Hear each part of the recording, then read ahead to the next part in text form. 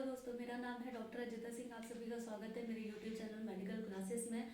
तो दोस्तों, आज हम बात करेंगे थायराइड डिजीज़ की अनदर डिजीज़ के बारे में, जो कि क्या है, हाइपर थायराइड स्टेट। इससे पहले वाले वीडियो में हमने हाइपोथायराइड स्टेट के बारे में बात करी है, उसके कॉज, उसके सिम्टम एंड उसमें क्या इन्वेस्टिगेशन कराते हैं उसके बारे में हमने बात करी है। आज हम थायराइड डिजीज़ की दूसरी डिजीज़ के बारे में बात करेंगे, जो कि क्या स्टेट होती है, हाइपरथायराइड। इसको हम लोग हाइपरथायराइडिज्म भी बोलते हैं। तो आज हम बेसिकली बात करेंगे हाइपरथायराइडिज्म के बारे में। हाइपरथायराइडिज्म में क्या होता है, कौन सा हार्मोन कम हो जाता है, कौन सा हार्मोन डिक्रीज हो जाता है, कौन सा इंक्रीज हो जाता है, तब हम उसको बोलते हैं कि ये हाइपरथायराइडिज्म स्टेट है। तो इसमें क्या होता है, जो थायराइड स्टिमुलेटिंग हार्मोन होता है हमारा, वो डिक्रीज हो जाता है, प्लस T3 एंड T4 जो थायराइड हार्मोन होते हैं वो क्या हो जाते हैं, हमारे इंक्रीज हो जाते हैं। हाइपरथायराइड, हाइपर का मतलब होता है बढ़ना, और थायराइड मतलब की होता है हमारे थायराइड हार्मोन इसमें क्या हो जाते हैं, इंक्रीज हो जाते हैं। और थायराइड हार्मोन हमारे कौन से होते हैं, T3 एंड T4। तो इसमें T3 एंड T4 इंक्रीज हो जाते हैं, TSH इसमें क्या हो जाता है, डिक्रीज हो जाता है। तो जब ये कंडीशन आ जाती है तब हम उसको बोलते हैं कि यहाँ पे कौन सी है, हाइपरथायराइड स्टेट है। यहाँ पे हाइपरथायराइडिज्म पेशेंट को हम लोग इन्वेस्टिगेट करके उसको हम लोग बताते हैं। इसके बाद अब हम इसके कॉज के बारे में पढ़ेंगे कि कौन कौन से कॉज होते हैं जिसकी वजह से हाइपरथायराइड स्टेट पेशेंट के अंदर डेवलप होती है। तो इसका सबसे पहला कॉज आता है हमारा ग्रेव्स डिजीज। ग्रेव्स डिजीज क्या होती है, ग्रेव्स डिजीज ये हमारी एक ऑटो इम्यून डिजीज है। इसमें जो थायराइड ग्लैंड का साइज होता है वो 3 गुना ज़्यादा बढ़ जाता है नॉर्मल से। जैसे नॉर्मल थायराइड ग्लैंड हमारी है उससे 3 गुना, मतलब 3 टाइम्स मोर साइज जो होता है उसका इंक्रीज हो जाता है, क्योंकि ये क्या है, हमारी Graves disease auto immune disease है। इसमें क्या होते हैं, ऑटो इम्यून का मतलब है, जाहिर सी बात है कि ऑटो इम्यून मतलब कि अपनी ही बॉडी की एंटीबॉडीज खुद की ही सेल्स को मारती हैं। तो इसमें क्या होता है, इम्यून सिस्टम क्या करता है, एंटीबॉडीज को फॉर्मेशन कर देता है। किसके अगेंस्ट बनाता है, जो TSH रिसेप्टर होता है। मतलब TSH हमारा कहाँ से रिलीज होता है, ये हमारा आता है पिट्यूटरी ग्लैंड से, और ये कहाँ पे वर्क करता है, हमारे थायराइड ग्लैंड के ऊपर वर्क करता है। तो थायराइड ग्लैंड पे TSH के क्या होते हैं, ये हमारी थायराइड ग्लैंड है। ये मैंने सिर्फ समझाने के हिसाब से डायग्राम बनाया है। ये हमारी पूरी थायराइड ग्लैंड है, इसमें थायराइड की सेल्स होती हैं। इन्हीं सेल्स के ऊपर क्या होता है, हमारा थायराइड रिसेप्टर क्या होता है, प्रेजेंट होता है।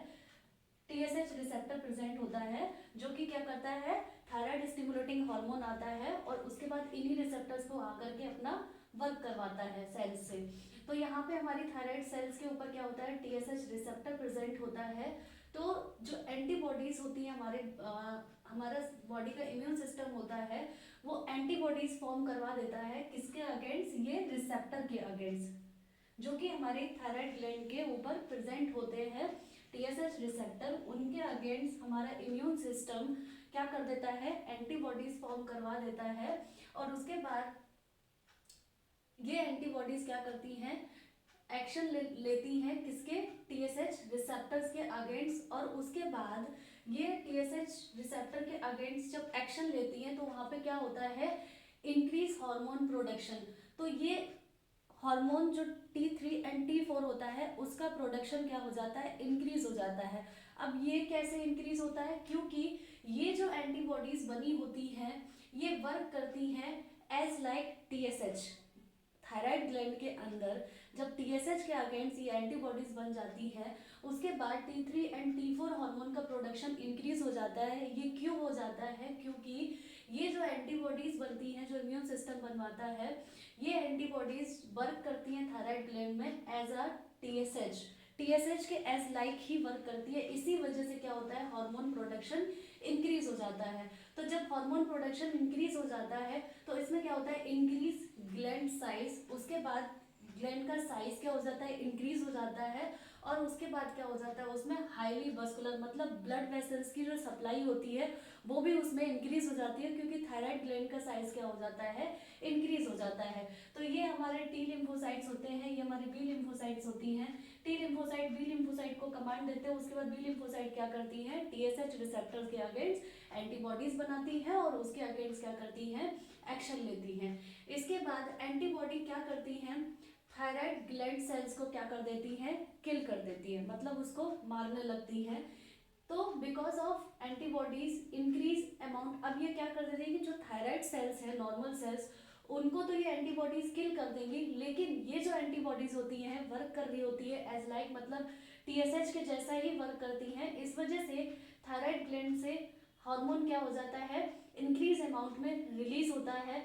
और जब ये when blood goes to brain, और जब ये ब्लड जो होता है ब्रेन के पास जाता है, तो ब्रेन को ये क्या कर देता है, जहाँ पे क्या होता है उस ब्लड में क्या होता है T3 T4 इंक्रीज अमाउंट में पड़े रहते हैं। तो जब ये ब्रेन के पास जाता है ब्लड जिसमें कि T3 एंड T4 बहुत ज़्यादा अमाउंट में प्रेजेंट होते हैं, तो ये ब्रेन को सिग्नल देते हैं जाकर के कि ब्लड के अंदर T3 एंड T4 बहुत ज़्यादा अमाउंट में प्रेजेंट है। तो ब्रेन क्या इसमें काम करता है कि टीएसएच के फॉर्मेशन को क्या कर देता है, डिक्रीज कर देता है। टीएसएच के फॉर्मेशन को डिक्रीज कर देता है क्योंकि उसको ये लगता है कि टीएसएच ज़्यादा फॉर्म हो रहा है, जिसकी वजह से T3 and T4 extra amount में बॉडी के अंदर प्रेजेंट है और ग्लैंड से फॉर्मेशन हो रहा है उनका। तो इस वजह से टीएसएच का क्या हो जाता है, फॉर्मेशन डिक्रीज कर देता है ब्रेन। तो इसके बाद क्या होता है, सम टाइम कभी कभी क्या हो जाता है कि टीएसएच बहुत ज़्यादा लो हो जाता है, बट T3 एंड T4 जो थायराइड हार्मोन होते हैं वो क्या होते हैं, फॉर्मेशन होता रहता है उनका, और वो भी इंक्रीज अमाउंट में। ये क्यों हो रहा होता है, बिकॉज ऑफ इम्यून सिस्टम। तो ये बेसिकली क्या होता है ग्रेव्स डिसीज के बारे में। ग्रेव्स डिसीज क्या होती है, हमारी ऑटो इम्यून होती है। इसमें क्या होता है, हमारा इम्यून सिस्टम एंटीबॉडीज बना देता है अगेंस्ट टीएसएच रिसेप्टर। तो ये एक हमारा ग्रेव्स डिसीज क्या, हाइपरथायराइड का एक कॉज होता है। इसके बाद दूसरा कॉज हम बात करेंगे थायराइड एडिनोमा। एडिनोमा मतलब क्या होता है, थायराइड ग्लैंड है यहाँ पे, ठीक है। इसमें क्या होता है, एक्स्ट्रा सेल्स का फॉर्मेशन। ये क्या हो जाता है, जैसे ये हमारी एक नॉर्मल थायराइड ग्लैंड है, तो इसमें क्या हो जाएगा, एक एक्स्ट्रा सेल्स का फॉर्मेशन हो जाता है, एक लंप जैसा बन जाता है। तो उसको क्या करता है, नॉट, और जो कि टीएसएच के द्वारा कंट्रोल नहीं होता है, जो टीएसएच हार्मोन हमारा आ रहा होता है उसके थ्रू ये क्या होता है, कंट्रोल नहीं हो रहा होता है। तो यहाँ पे क्या हो जाता है, T3 एंड T4 क्या हो जाते हैं, इंक्रीज अमाउंट में फॉर्म होते हैं। तीसरा हमारा आता है toxic multi nodular goitre. Toxic multi nodular मतलब कि ये हमारी थायराइड ग्लैंड नॉर्मल है, इसके अंदर ये थायराइड ग्लैंड के अंदर क्या हो जाते हैं, बहुत सारे टॉक्सिक नोड्यूल्स का क्या हो जाता है, फॉर्मेशन हो जाता है। जब ढेर सारे टॉक्सिक नोड्यूल्स का फॉर्मेशन हो जाता है, तो इसी टॉक्सिसिटी की वजह से क्या हो जाते हैं, इंक्रीज अमाउंट में क्या होता है, हार्मोन्स का क्या होता है, रिलीज होते हैं।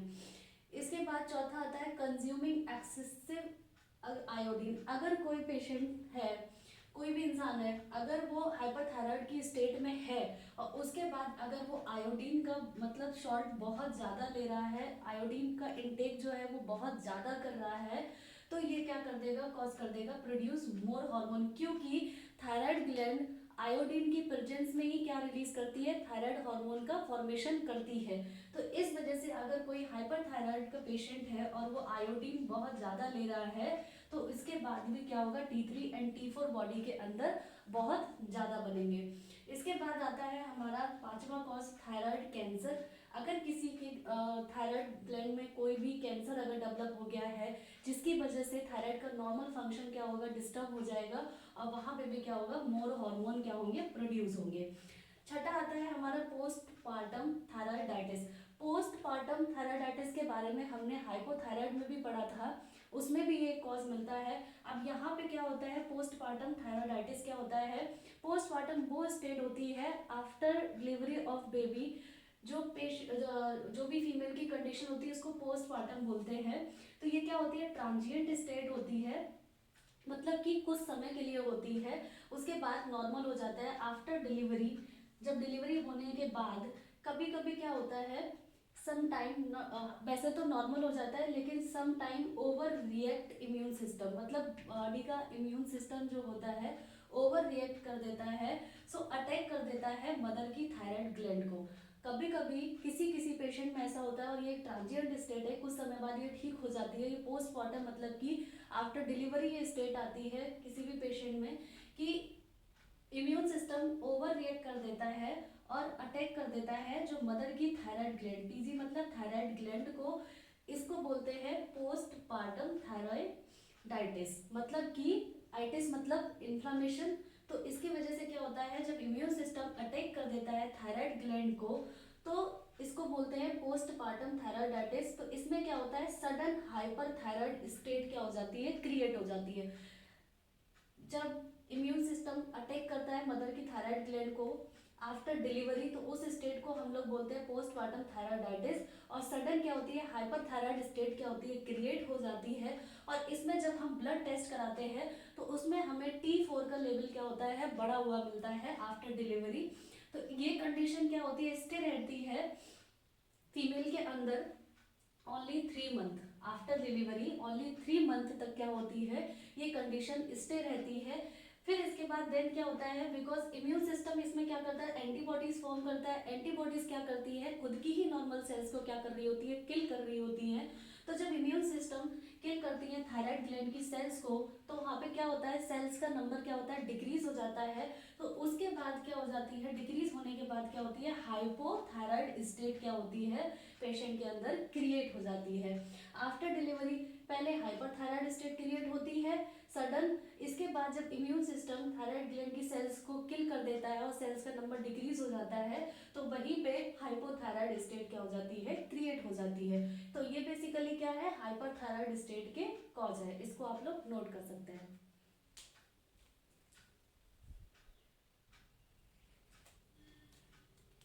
दोस्तों तो अब हम बात करेंगे कि जैसे हमने ग्रेव्स डिजीज, इसका मोस्ट कॉमन कॉज पढ़ा था, हाइपरथायराइड स्टेट में पेशेंट में ग्रेव्स डिजीज होती है, एंटीबॉडीज बनती हैं अगेंस्ट TSH रिसेप्टर के। तो इसमें क्या होती है, 3 कंडीशंस डेवलप होती है। इसके साथ बॉडी के 3 ऑर्गन्स और भी इन्वॉल्व होते हैं। सबसे पहले thyrotoxicosis. Thyrotoxicosis, Graves with thyrotoxicosis क्या होता है, टॉक्सिस अगर थायराइड ग्लैंड में कुछ प्रॉब्लम हो जाती है, उसके बाद कुछ टॉक्सिक्स फॉर्मेशन हो जाते हैं, जिसकी वजह से थायराइड ग्लैंड की जो नॉर्मल सेल्स होती हैं उन पे असर पड़ता है और थायराइड हार्मोन प्रॉपर नहीं बन पाता है। सेकेंड, इम्यून सिस्टम क्या कर देता है, TSH रिसेप्टर के अगेंस्ट क्या कर देता है, एंटीबॉडीज का फॉर्मेशन कर देता है। तो वहाँ पे क्या होता है कि जो T3 एंड T4 जो होते हैं बहुत इंक्रीज अमाउंट में बनते हैं। तो ये होता है ग्रेव्स थायरोटॉक्सिकोसिस। सेकेंड हमारा आता है ग्रेव्स ऑप्थेल्मोपैथी। ऑप्थेल्मोपैथी मतलब कि ग्रेव्स डिजीज है, इसके साथ में उसमें पेशेंट के अंदर आई का भी सिम्टम्स इन्वॉल्व हो रहा है। इसके बाद आता है ग्रेव्स विद डर्मोपैथी। डर्मा मतलब होता है कि ग्रेव्स डिजीज के साथ में स्किन का भी पेशेंट में इन्वॉल्वमेंट है। तो ये ग्रेव्स विद ऑप्थेल्मोपैथी में 50 ग्रेटर देन 50% पीपल्स के अंदर ये चीज़ ये कॉमन मिलता है। इसके बाद डर्मोपैथी जो होती है अनकॉमन होती है, बहुत ही रेयर पेशेंट में मिलती है, जहाँ पे ग्रेव्स डिजीज के साथ में स्किन का भी इन्वॉल्वमेंट हो गया हो। तो हम लोग डर्मोपैथी में क्या होता है, 5% पीपल्स के अंदर देखने को हम मिलता है, हमें बहुत rare, because of immune system के रिएक्शंस की वजह से, जहाँ पे इम्यून सिस्टम गलत काम कर रहे हैं, क्योंकि ग्रेव्स क्या है, ऑटो इम्यून है। तो यहाँ पे जो भी ऑर्गन्स अगर इन्वॉल्व होंगे तो वहाँ पे भी इम्यून सिस्टम क्या कर रहा होगा, कुछ ना कुछ गलत काम कर रहा होगा, जिसकी वजह से ऑर्गन्स क्या होंगे, अफेक्टेड होंगे। तो डर्मोपैथी में क्या होता है, because of immune system reactions क्या होते हैं, स्किन में क्या होते हैं, प्लग्स का फॉर्मेशन होने लगता है, ये प्लग का फॉर्मेशन होने लगता है। तो ये क्या हो जाते हैं, ऑरेंज कलर का अपीयरेंस होता है इनका, ऑरेंज कलर के अपीयरेंस होता है, जैसे कि स्किन पे हमें देखने को मिलते हैं प्लग लाइक के फॉर्मेशन हो जाते हैं because of immune system reactions. तो ये होता है ग्रेव्स डिजीज विद डर्मोपैथी। इसके बाद हम लोग ऑप्थेल्मोपैथी के बारे में बात करेंगे। तो ऑप्थेल्मोपैथी में क्या होता है, आई का इन्वॉल्वमेंट ग्रेव्स डिजीज में किस तरीके से हो जाता है कि एंटीबॉडीज बहुत बन जाती है, इम्यून सिस्टम क्या कर देता है, एंटीबॉडीज का फॉर्मेशन करता है, और वो antibodies fat cell and fibrocyte cells के अगेंस्ट क्या कर लेती हैं, एक्शन ले लेती हैं। Fat cell and fibrocyte cells क्या होती है, हमारी ऑर्बिट के अंदर प्रेजेंट होती हैं। तो फैट सेल्स क्या करती हैं, प्रोटेक्शन का काम करती है, एंड फाइब्रोसाइट सेल्स क्या करती हैं, जो ऑर्बिट के अंदर मैट्रिक्स का फॉर्मेशन होता है तो उसका काम करती है। तो एंटीबॉडीज क्या कर लेती हैं, fat cell and fibrocyte cells के अगेंस्ट एक्शन लेने लगती हैं। और जब वो एक्शन लेने लगती हैं तो वो क्या करती हैं कि इंक्रीज अमाउंट में मैट्रिक्स का फॉर्मेशन करवाती हैं। जो फाइब्रोसाइट सेल होती हैं, एंटीबॉडीज उनसे गलत काम करवाती हैं। गलत में क्या करवाती हैं कि मैट्रिक्स जहाँ पे नॉर्मल सीक्रेट हो रहा था, तो ये क्या कर देती हैं, इंक्रीज अमाउंट मतलब बढ़ा करके अमाउंट में क्या करती हैं, मैट्रिक्स का फॉर्मेशन करवाती है। ये एंटीबॉडीज का एक्शन होता है जो कि फाइब्रोसाइट सेल्स के अगेंस्ट वो लेती हैं और उसके बाद उनसे क्या करवाती है, मैट्रिक्स का एक्स्ट्रा अमाउंट में फॉर्मेशन कराती हैं। तो इनसाइड ऑर्बिट, जो ऑर्बिट के अंदर हमारा क्या हो जाता है, इंक्रीज अमाउंट में मैट्रिक्स क्या हो जाता है, फिल होने लगता है। जब इंक्रीज अमाउंट में मैट्रिक्स फिल होने लगता है तो वहां पे क्या हो जाती है, प्रोप्टोसिस हो जाती है। ठीक है, प्रोप्टोसिस मतलब क्या होता है कि आई जो होती है एकदम बाहर की तरफ निकल आती है, क्योंकि अंदर की तरफ ऑर्बिट के इनसाइड क्या हो जाता है, मैट्रिक्स बहुत ज्यादा हो जाता है, तो आई क्या होती है, बाहर की तरफ आ जाती है, तो उसको बोलते हैं प्रोप्टोसिस। ये ग्रेव्स डिजीज में, जब किसी भी पेशेंट में ग्रेव्स डिजीज विद ऑप्थेल्मोपैथी हो जाती है, जब उसकी ग्रेव्स डिजीज बहुत ज़्यादा बढ़ जाती है, जब उसको कंट्रोल नहीं कर पाते, तब ये हमें सिम्टम देखने को मिलता है। तो इसमें क्या होता है, बाहर से ही कॉर्निया क्या होती है, एक्सपोज होने लगती है। कंजक्टिवा में क्या हो जाती है, हमारी स्वेलिंग, रेडनेस एंड ग्रिटीनेस, मतलब उसको थोड़ा सा आँख में सही फील नहीं होता है। इसके बाद बिकॉज इसकी वजह से क्या होती है, आई जो होती है, हमारी आंख जो होती है ऑलवेज ओपन ही रहती है, आईलिड क्लोज नहीं हो पाते हैं प्रॉपर। तो जब आईलिड क्लोज नहीं हो पाते हैं तो धीरे धीरे इसके बाद में क्या होता है, कॉर्निया क्या हो जाती है, हमारी ड्राई होने लगती है। जब ड्राई होने लगती है तो उसमें क्या होता है, हमारे विजुअल पे भी अफेक्ट पड़ता है। विजुअल पे क्यों अफेक्ट पड़ता है, क्योंकि ये जो मैट्रिक्स एक्स्ट्रा अमाउंट में होता है ये हमारी ऑप्टिक नर्व को भी अफेक्ट करता है। जब ऑप्टिक नर्व को अफेक्ट करता है तो विजुअल इंपेयरमेंट हो जाता है, तो वहां पे क्या हो जाता है, डिप्लोपिया डेवलप हो जाता है। ये क्यों हो जाता है कि एक्स्ट्रा ऑक्यूलर मसल्स जो होती है उसमें क्या हो जाती है, स्वेलिंग हो जाती है, क्योंकि यहाँ पे क्या हो रही है, एंटीबॉडीज ने एक्शन लिया fibrocyte cell and fat cells के अगेंस्ट। उसके बाद जब मैट्रिक्स का फॉर्मेशन जो नॉर्मल हो रहा था उसको बढ़ा देती है और बहुत एक्स्ट्रा अमाउंट में मैट्रिक्स का फॉर्मेशन करवाती है। इसकी वजह से क्या हो जाती है, डिप्लोपिया कंडीशन डेवलप हो जाती है और इसकी वजह से क्या हो जाती है, स्वेलिंग हो जाती है एक्स्ट्रा ऑक्यूलर मसल्स में। तो ये था हमारा ग्रेव्स ऑप्थेल्मोपैथी, जहाँ पे ग्रेव्स डिसीज के साथ में, जहाँ पे उसकी थायराइड ग्लैंड में ग्रेव्स डिसीज डेवलप हुई है और वो एंटीबॉडीज क्या करने लगी, जाकर के उसकी आई पे असर करने लगी, उसका आई का फंक्शन क्या कर दिया, पेशेंट का डिस्टर्ब करने लगी। तो अब हम बात करेंगे हाइपरथायराइड पेशेंट के सिम्टम्स के बारे में कि पेशेंट में क्या क्या सिम्टम्स होते हैं। हाइपरथायराइड पेशेंट में क्या होता है, हीट इंटॉलरेंस होता है। हीट इंटॉलरेंस क्यों होता है, इसमें क्या होता है, पेशेंट का टेम्परेचर बॉडी का क्या होता है, इंक्रीज रहता है। पेशेंट बिल्कुल भी गर्मी बर्दाश्त नहीं कर पाता है। इसके बाद स्वेटिंग उसमें बहुत ज़्यादा देखने को मिलती है। पाल्मर इरिथमा देखने को मिलता है, क्योंकि पाल्मर इरिथमा क्यों देखने को मिलता है, बिकॉज यहाँ पे क्या हो जाती है, ब्लड वेसल्स क्या हो जाती है, डायलेट हो जाती हैं। इसके बाद पेशेंट की भूख भी बढ़ी रहती है, इंक्रीज एपेटाइट होती है, उसको भूख बहुत ज़्यादा लगती है, पेशेंट का सिम्टम आता है ये। वेट लॉस होता है, लेकिन ओनली सम टाइम, कभी कभी क्या होता है, किसी किसी पेशेंट में वेट इंक्रीज भी हो जाता है, क्योंकि पेशेंट इसमें क्या हो जाता है, बहुत ज़्यादा फूडी हो जाता है, उसको भूख बहुत ज़्यादा लगती है। इसमें क्या होती है, हाइपरथायराइडिज्म कंडीशन में इंक्रीज न्यूरो मस्कुलर एक्टिविटी, जो नर्व और मसल्स की एक्टिविटीज जो होती हैं वो क्या हो जाती है, इंक्रीज हो जाती हैं। तो कभी जो जो भी रिफ्लेक्सेस होते हैं, जो मस्कुलर रिफ्लेक्सेस होते हैं पेशेंट के, वो भी क्या हो जाते हैं, बहुत ज़्यादा वायलेंट होते हैं और इंक्रीज होते हैं और बहुत सडन होते हैं। इसके बाद क्या होता है, थायराइड हार्मोन क्या कर देता है, स्टिमुलेट कर देता है हार्ट के भी फंक्शन को। अब हार्ट के फंक्शन को कहाँ पे स्टिमुलेट करता है, उसके ऐसे नोड को।